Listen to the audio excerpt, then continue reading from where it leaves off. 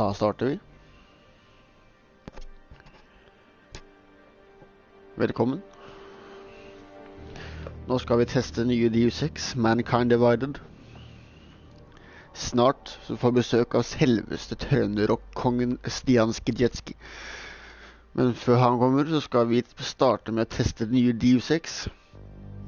Dette kom nå for forrige uke, tror jeg. Nei, det kom denne uka her, tidligere denne uka.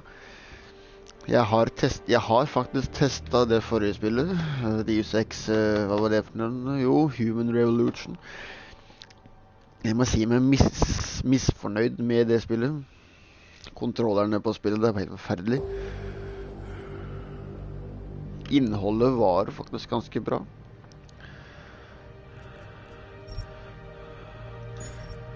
Så jeg håper nå for Guds skyld de har endret det som var dårlig på det forrige, så det blir bedre på nye, for jeg har hørt veldig mye bra om dette spillet her. Da gjenstår bare å se, er det så bra som du sier? Skal vi se.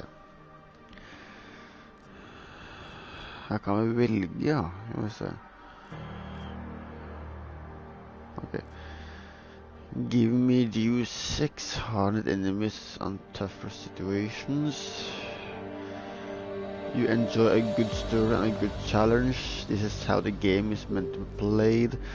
You play games for the story and experience, not for the challenge or competent. Enjoy Deus experience. Ja, jeg tar game, ja. Åja. Du kan velge hva slags kontroller du skal ha også, ja. Trekant sprint, er du faen meg dum, eller?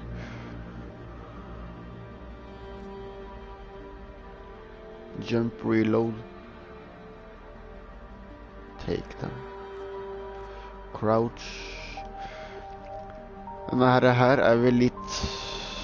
Dette er standard, ja. Da tar vi standard. Enkelt og greit. Advances in biotechnology were helping people improve their physical and mental abilities to an amazing degree. Provided, of course, they had enough money. A new breed of people was emerging. Half human, half machine. And in Detroit... Det er veldig skummelt å tenke på at dette kan faen meg bli virkeligheten en dag. I just landed a job as head of security at Sarif Industries, a cutting-edge biotech firm. David Sarif himself. Men jeg håper for Guds skyld at det ikke blir enda. Said he needed me to keep people safe. My ex, Megan Reed, was one of them. Brilliant neuroscientist, Megan had found a way to make augmentation safe and affordable for everyone. All she had to do was present her research to Congress. But the night before her big meeting, my security measures failed. A team of Black Op mercenaries stormed into Sarif headquarters, massacring everyone in sight.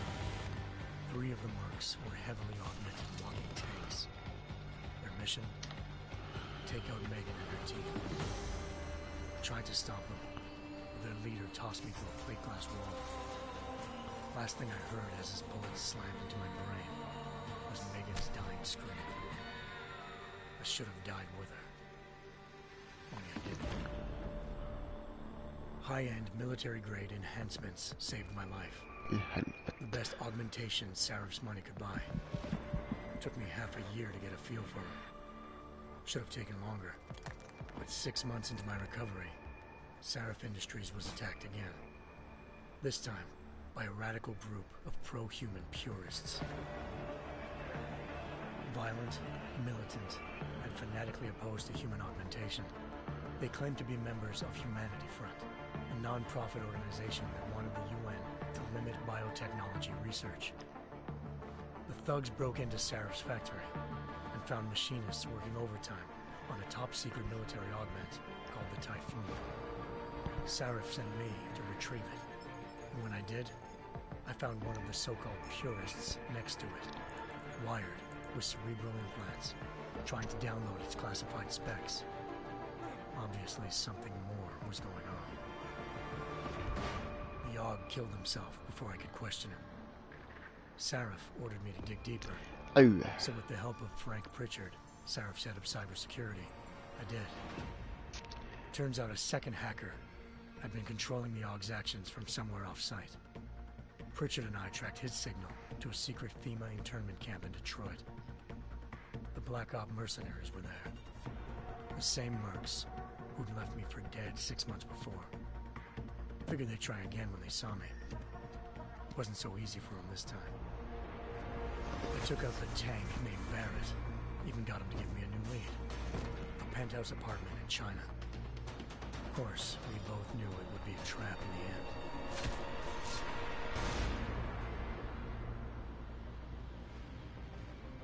Hengsha Island, China.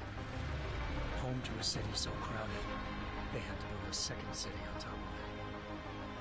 Trying to find clues in Hengsha wouldn't be easy. Lucky for me, I wasn't alone. Farida Malik, Sarif Industries' ace pilot, had lived in Hengsha before. A good person to have on your side.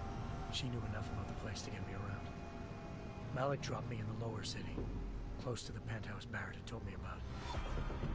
Bell Tower Associates, a private security firm under contract to the Chinese government, had agents tossing the suite when I arrived. Just not for the reason I'd been expecting. Turns out the man who lived there was a criminal hacker named Van Bruggen. The same hacker who'd been remotely controlling the AUG in Sarah's factory. Van Bruggen's panicked decision to force the man to commit suicide had been a mistake. Now his mercenary partners were gunning for him, and I needed to find him before they did. Locating Van Bruggen meant playing nice with the Triads, Hengsha's organized crime lords.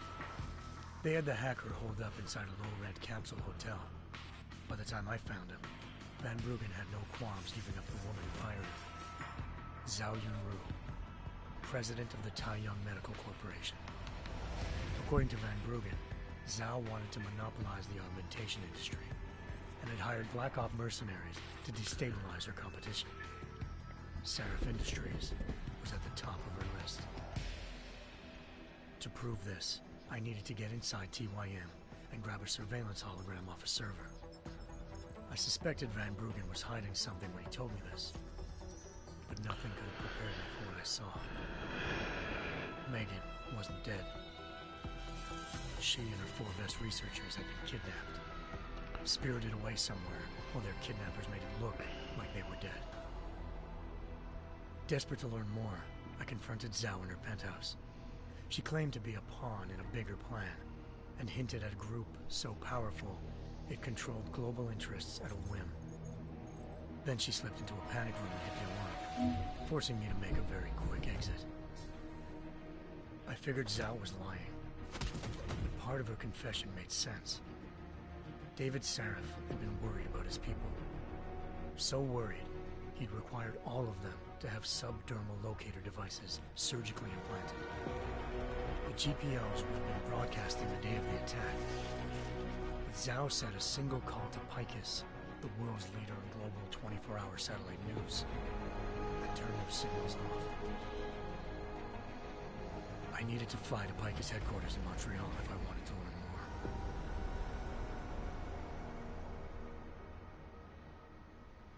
Eliza Cassan, Picus Communications' First Lady of News.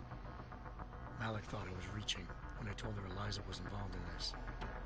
The world's most famous news anchor, working with a mercenary hit squad.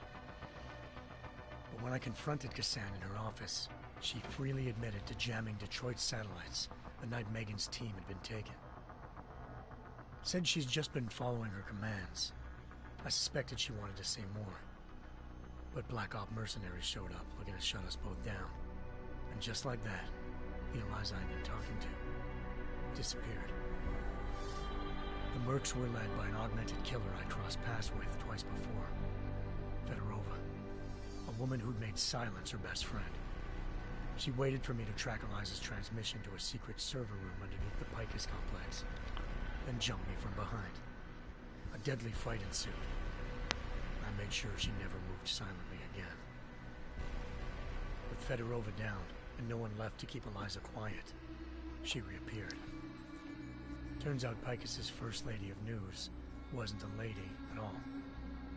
She was a sophisticated AI program, engineered to monitor data streams and control what people believed. Eliza told me the Mercs had brought in a Humanity Front doctor named Isaiah Sandoval to remove the scientist's implanted tracking devices while Detroit's satellites were down. She also told me to speak to David Sarif if I wanted to learn more. By the time Malik and I got back to Detroit, tensions between normal and augmented citizens had reached a flashpoint. Riots were breaking out in several cities. The UN was being urged to intervene. Sarif was trying hard to convince Hugh Darrow, the inventor-turned-philanthropist who'd once been a leading proponent of enhancement technologies, to help stop a possible regulatory vote. Sarif had a lot riding on Darrow. Megan's discovery would have given millions of people a chance to apply their human abilities. And at the same time, her kommer Stian Skudjetski med granatinnstillingene, så får ikke vi hørt den. Megan's kidnappers knew this and didn't want people evolving unless they controlled how it was done. He called his enemies Illuminati and urged me to keep Natbegrensninger, det noe dritt.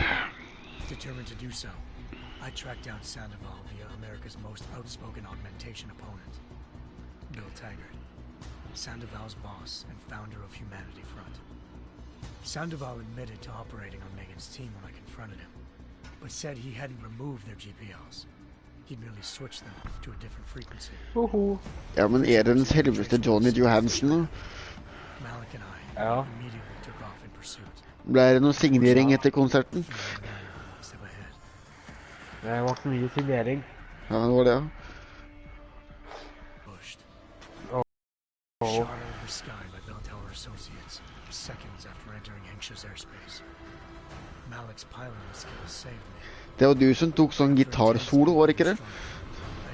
Jo. Jo. Jeg hørte at den fikk veldig bra omtale. Det var så bra at Bjørn Eidsvåg ble imponert. Tom said they'd taken the arm off a corpse, which No. Bell Tower had left at their door. Meaning, at least one of Serif's scientists was dead. Maybe not the rest of them, though. Tom pointed me to a port used for human trafficking and helped me slip aboard a Bell Tower ship. We were sailing to Rifleman Bank Station, a military... Jeg hadde håpet at jeg skulle teste dette nye Deus Ex her, men denne introen ser ut til å være jævlig lang. and using them to perfect the Hydra project, a human computer Introen på Deus Ex her. most of its test subjects dead. Og en lang. Research En lang intro. invented then, if not for a mysterious ally Okay. named Quinn. In exchange Den for viser my hendelsen i det forrige spillet. he slipped me aboard a second ship headed to Singapore and an Illuminati-run biotech facility called Omega Ranch. 3 of Serif's scientists were there, forced by their captors to create a technology capable of remotely shutting down Det er ikke så veldig vanskelig å se at disse her bildene, denne videogreiene her som ble vist i introen her, er det fra de gamle spillene, for grafikken her er også jævlig ræva. all over the world already had the biochip installed. With the help of the scientists, I tracked Megan to a private section of the ranch. Jeg har nemlig sett at grafikken i det nye spillet er jævlig bra. The walking tank who'd put a bullet in my brain the first time we met. He'd teamed up with Zhao and was hoping to catch me off guard. But a little ambush didn't work. I found Megan in a suite belonging to Hugh Darrow, the billionaire philanthropist who Sarif had called on for help. Darrow had convinced her to go along with the biochip plan by promising to sabotage the tech. As she was explaining this, Darrow appeared in a global broadcast, telling the world that augmentations would be the death of mankind. Then he activated the biochips to prove his point. All over the world, augmented people flew into a killing frenzy. Darrow had betrayed everyone, and it was up to me to set things right. To do it, I had to reach Panchaea, a massive installation on the Arctic Ocean. As I raced through, I saw death and destruction firsthand. I knew the end remained unclear. People never regained their faith in augmentation. What would be the Illuminati's next move?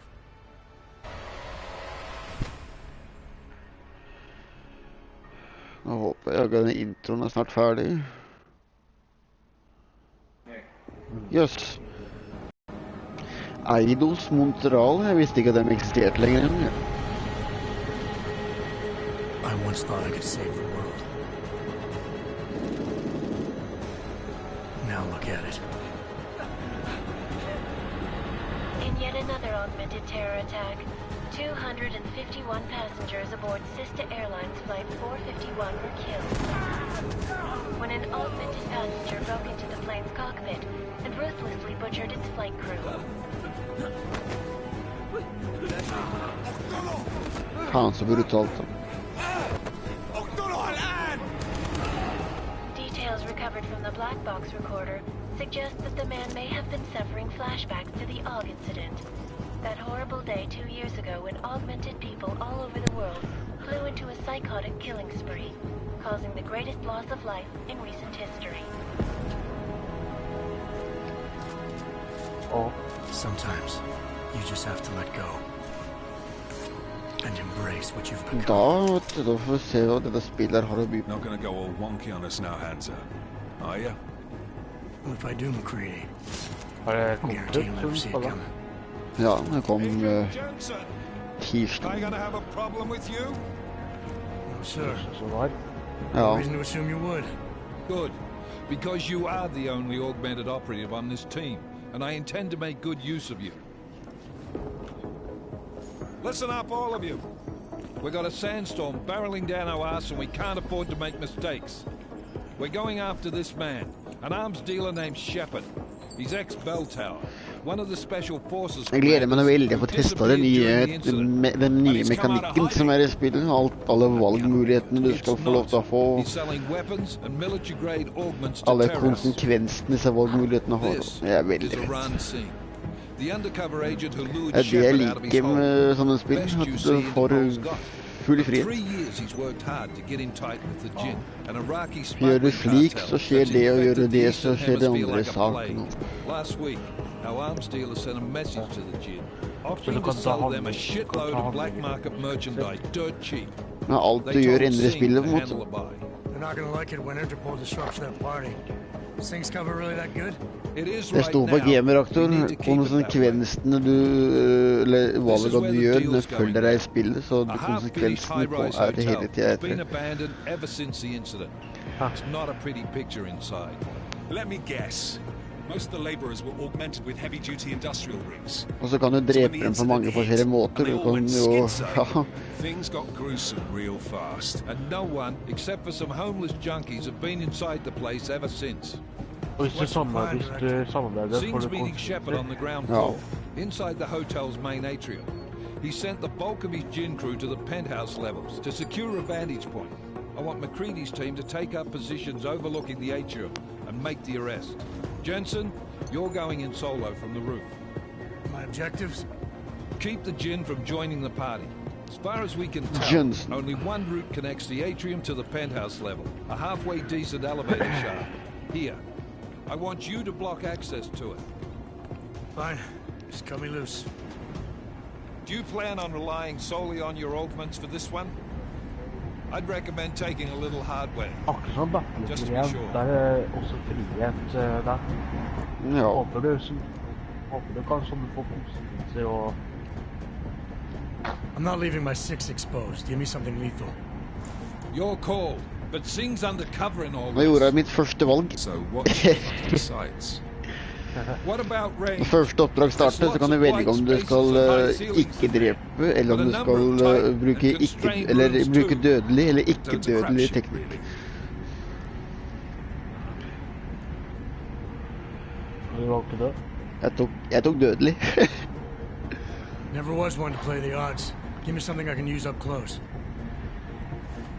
Så kan du faen meg velge om du skal få det langdistansevåpen eller kortdistansevåpen. Jeg ba med en revolver. I'll keep an eye out for it. But aren't we on the clock here? You said there's a sandstorm moving in. Det er ikke mange spill jeg elsker første bane så mye. So we're scrambling a little. If it comes to it, your number one priority is keeping the gin out of that atrium. Copy that. Time to put away your heavy thoughts, gentlemen. Men banen elsker jeg allerede.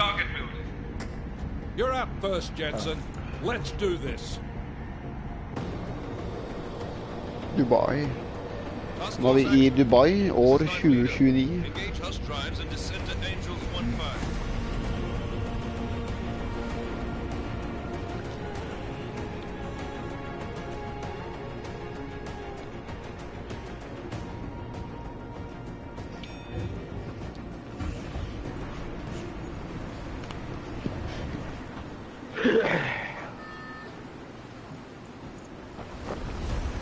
hopper ned uten fallskjerm, det stilig.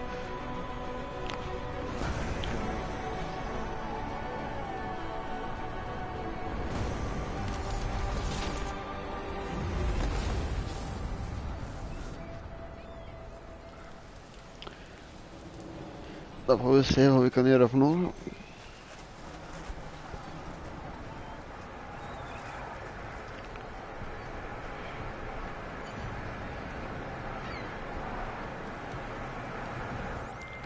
Team leader, this is Jensen. I'm on the roof. Solid copy. Move into the building. The access route you need to block is at the far end of the penthouses. And keep in mind, the direct route might not be the easiest one. Roger that. McCready will advise once his team is on the ground. Miller out.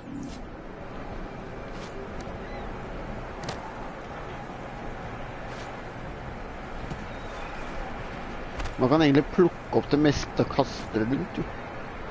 Det er stilig. Ja.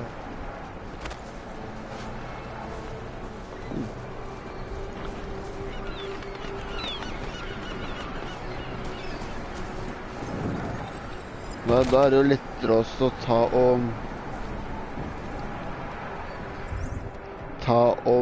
ta sånne avledninger. Ja.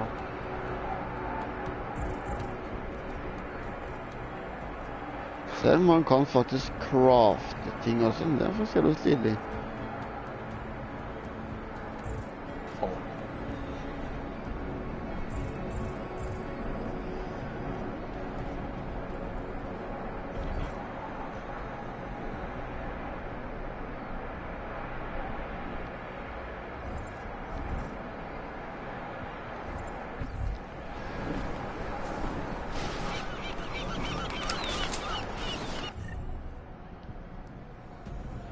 Frag smoke.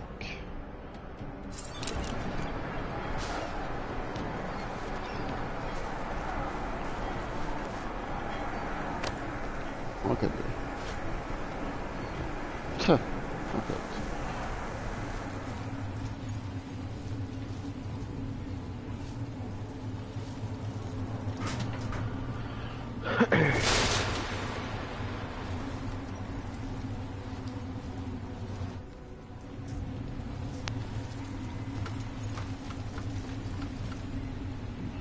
Hallo?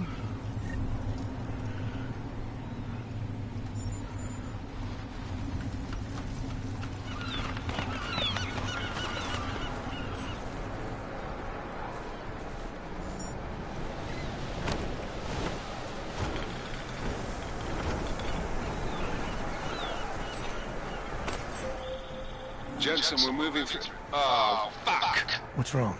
The Gin have got a few Jennies up and running. Gonna have to hack keypads. Should enjoy it, McCready. They have colors and shapes. Just remember, red means bad. Fuck you. Tja.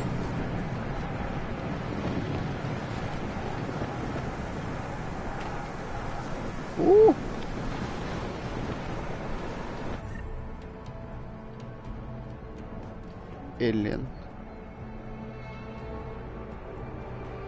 Smart vision.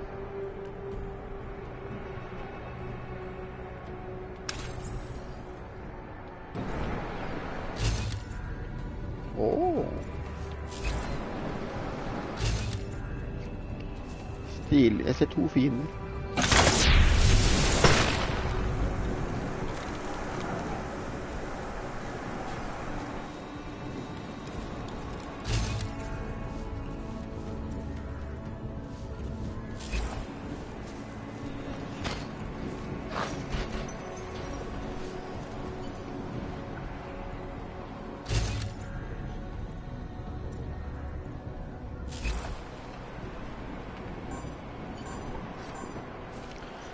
Har ikke strøm, nei.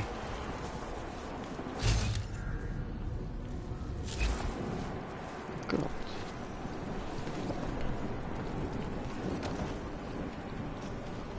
Skal vi se. Dette liker jeg til noen mål, liksom skru på strøm og fyrre litt grann. Det er lenge siden jeg får når jeg sist måtte gjøre noe. Ja. Oi. Anomaly detected. Hva faen? Trace program initiated. Hvordan gjør man dette?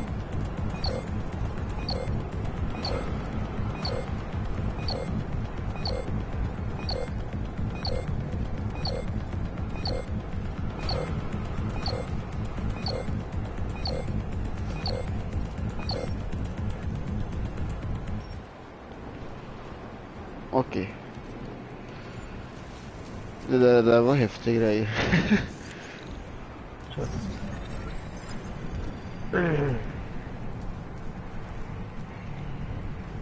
Your goal. Your entry point.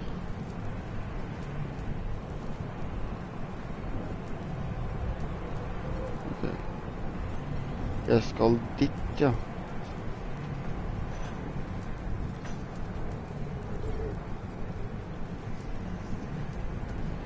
Nuke, faktisk. Det er derfor har man nuke her.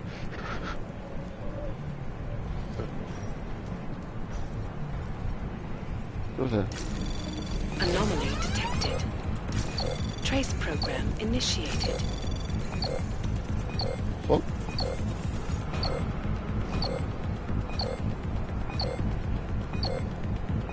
Ah. Sånn. Access granted. Det var ikke så ille likevel, det.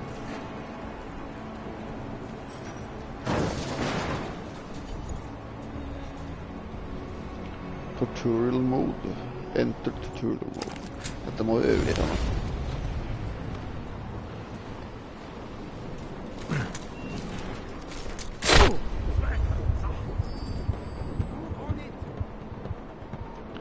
Det var R1 da.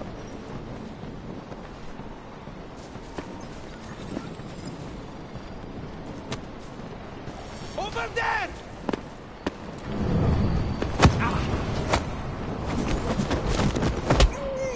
Ok. Akkurat.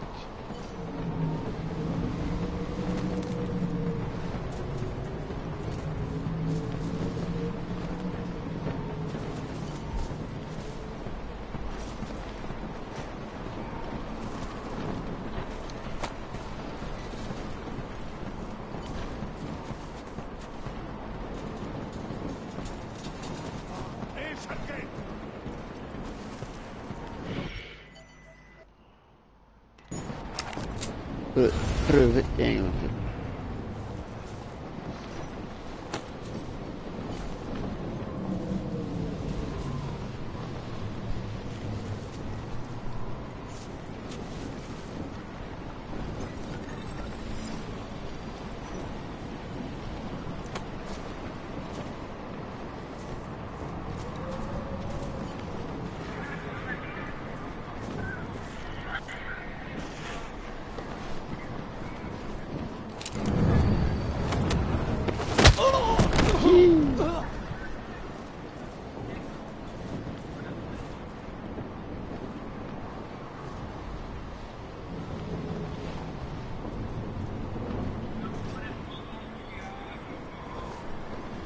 Bare sånn, ja.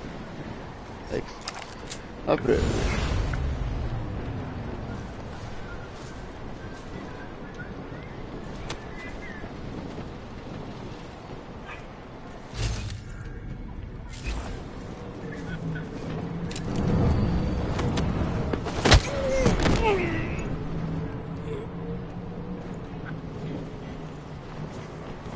Jeg drar.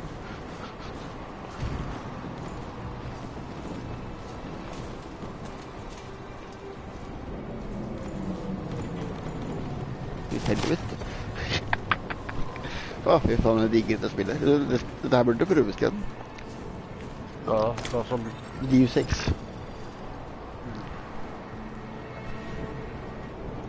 Hva som har til det? Hæ? Hva som er ganske likt her da? Det er jævlig artig. Du kan den her... Det er nesten litt sånn Fallout. Det er sånn, jeg kan si ikke helt Fallout da, men det er ikke sånn åpent, men... Det er sånn, du gjør litt av hvert, og du sniker deg rundt. Det er jo snikespill. Du kan jo spille ferdig det spillet uten å drepe noen, jeg har hørt. Ja. Jeg drepte mitt første menneske. Det er nesten litt sånn hitman, så det er jo samme folket, ikke sant? Du kan, når du har slått dem ut eller drept dem, så kan du da dra dem og gjemme dem, og sånn kaste dem hvor du vil. Du kan kaste dem opp i andre etasje om du vil. Ja. Og H-maskinpistol. Se her. Det var 4 skudd.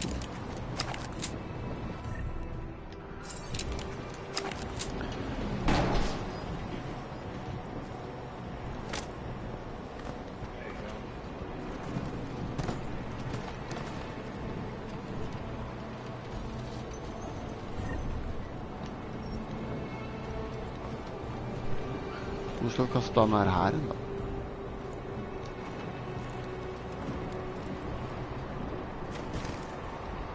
Jeg kastet han der.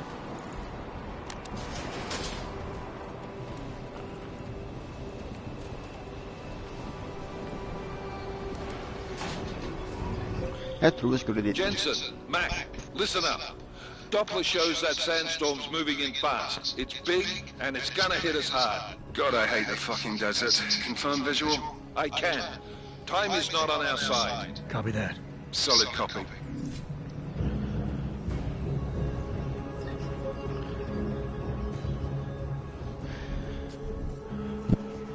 Lyden der går faen meg gjennom stealth tutorial. Ja, skal vi ta en liten tutorial her også?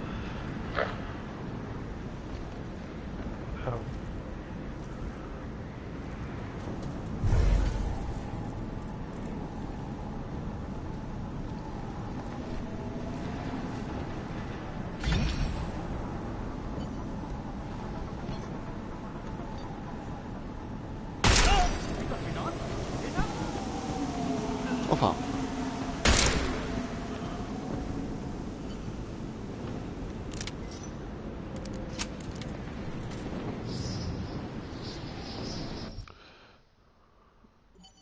Den der må vi ta en gang til, for den skjønte jeg ikke helt.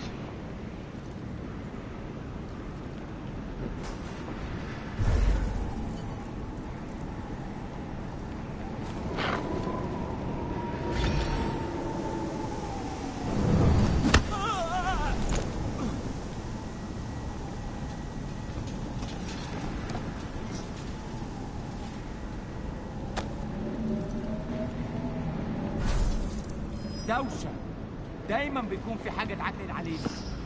Og jeg kan snike meg forbi uten å bli sett, det her med altså.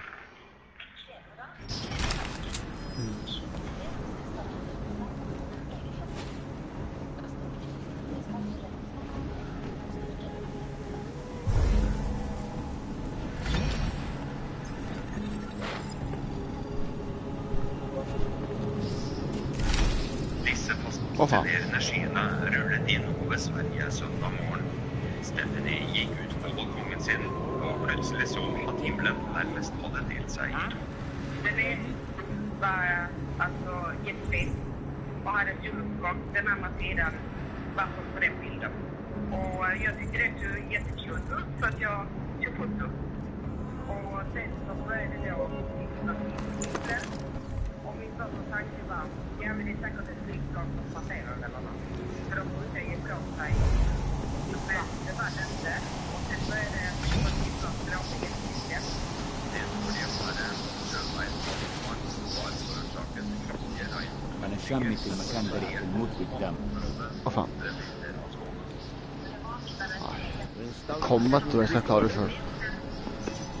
عشان المخزن من المخازن اللي موجودة على السطح عشان تكون بعيدة من الرمل. Good. There is too much riding on this deal. Last thing we need is the trunk breaking down. فهمت. يلا نبتدي نتحرك.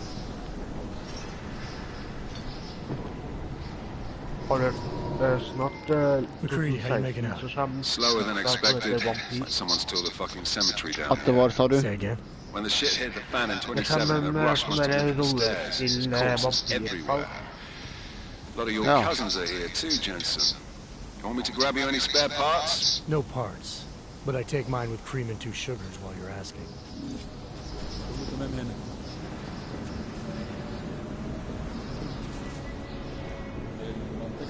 فاضية مأمنة أول شايف حاجة؟ No, there's nothing here. Here, this way. متأكد؟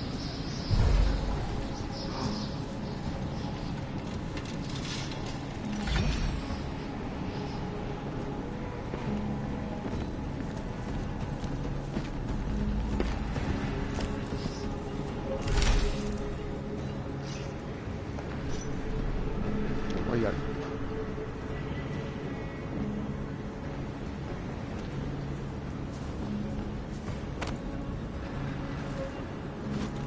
خلينا نمشي. Fan.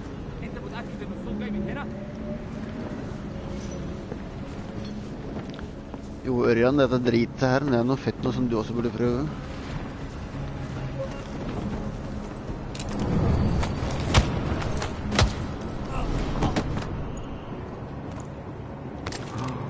Maskinpistol! Jensen, what's your 20? Working my way through the penthouses. Remember to keep an eye out for the Jin's communications booster. If you can, disable it. Roger that. Aggie 18.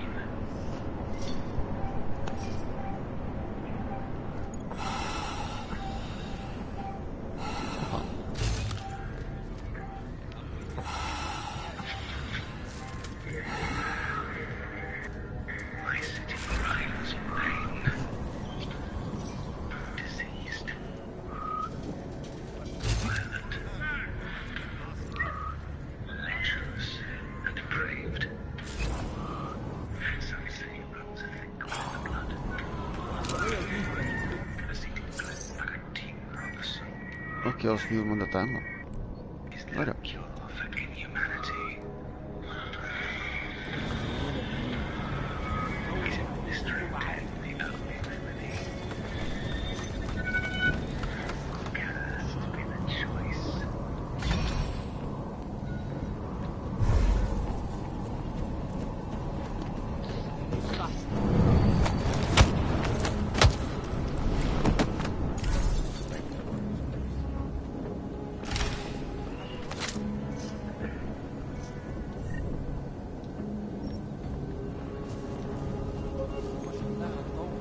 لازم نخلص بسرعة. Fan.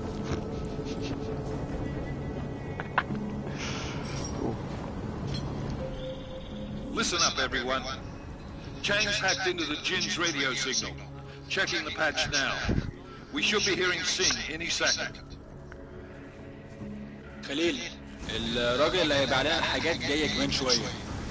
روح قول لبقيه الناس ان انا هحصلكم وخليكم يعني منتظرين. Patch is clean. Solid copy. Good. I'll repatch us once Jeg tror han Ørjan savner konserten din, Stian. Jeg tror han Ørjan savner den konserten din. Han driver og skriver på chatten her, vet du. Han skriver «Åh, leve liv».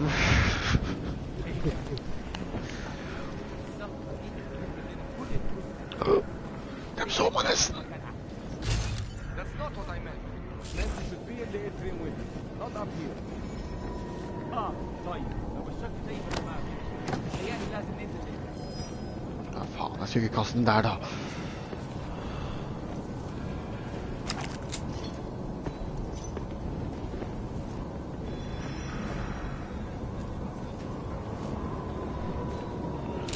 There is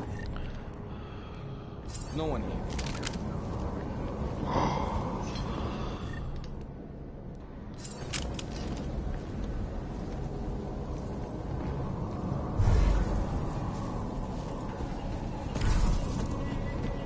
Faen.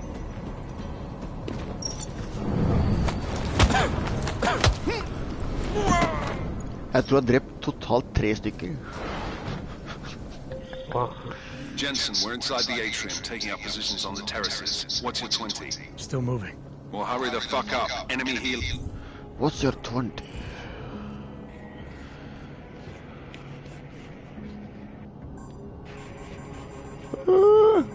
Jeg kan ikke kraften. Er det din dag i dag, Ørjan? Her, Stian. Those inbound and this sandstorm's getting close. You get that comms booster Det er ikke din disabled? dag I dag. Negative. Didn't find it.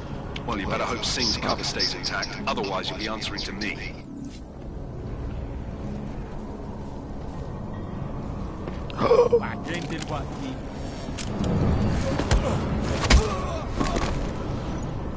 Fy, slem gutt. Forresten, det er ikke det våpenet jeg skal bruke.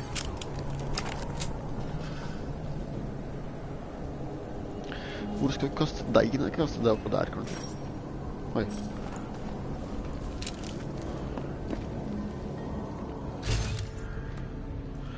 Gjør det noe spennende? Åh, skal jeg hacke nå, fy faen. Jeg skal dit, til dit. Ikke dit, skal vi se.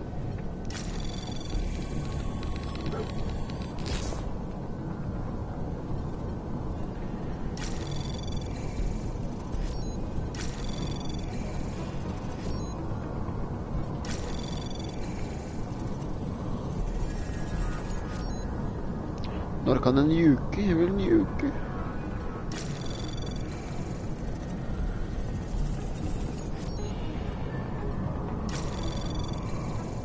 Access granted. Det gikk. Oi. Hvor har jeg kommet til nå, da?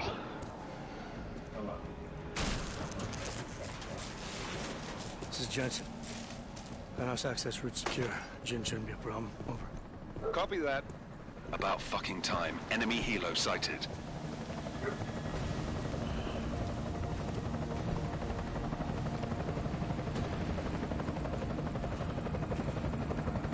Er det et helikopter? Position and hold. Strike 1, in position. Strike 2, all set. Strike 3, yeah. Strike 4, in position and holding, boss. Eyes up, safety's off, guys. Yeah, no shit, brown nose. Watch your fucking mouth, Halliday. Both of you, shut up. 5 in position. Everybody stay sharp. Singh's got eyes on Shepard. Patching you in now. Targets in the AO. Remember, Singh's down there, so watch your fire. You got balls, Singh? Executing a buy with a sandstorm on her ass? I cannot take credit for Mother Nature, mister. You can call me Shepard. How biblical. Are these the weapons? The Ogs. They're getting harder to come by.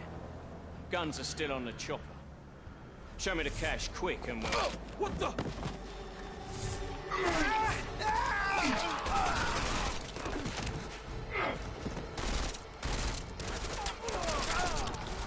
The park has been crashed. Shepard is dead.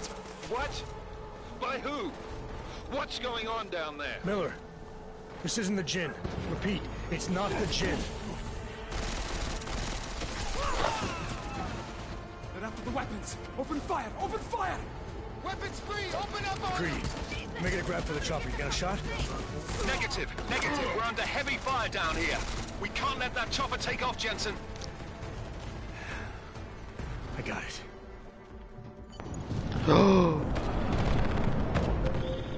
This is bad! They're closing in! We're gonna lose Singh! Jensen, I can't reach him!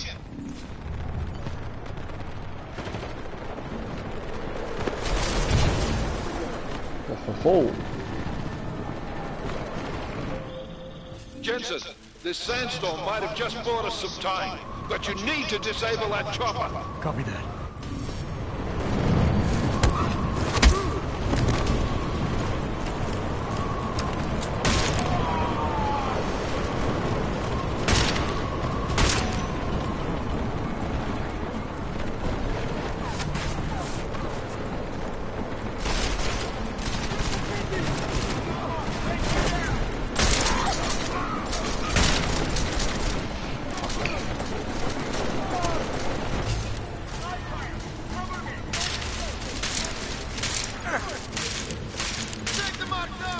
Faen.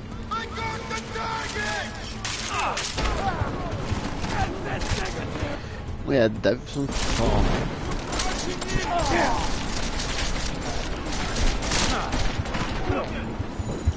skal jeg se der nå.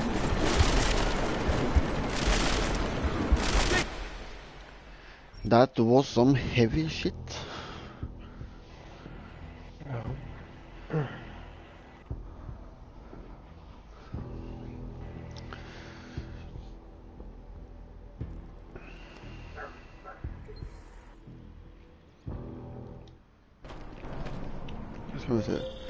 This is bad! They're closing in! We're gonna lose Singh! Jensen, I can't reach him! Til heisten enda ligger det faen ikke, det er kjedelig.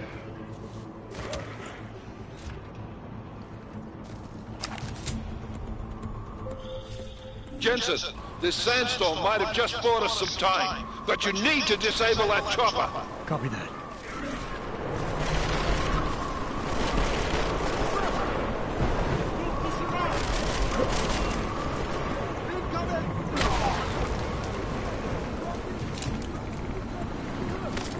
Lukk opp da, for faen.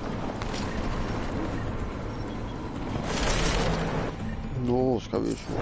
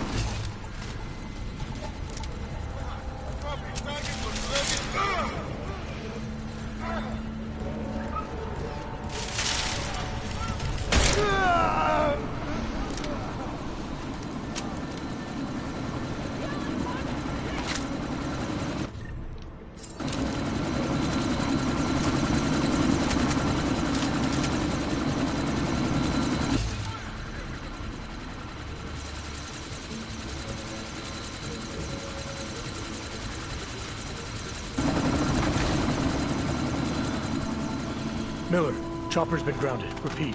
Jensen! You're welcome. Dæven. Shit.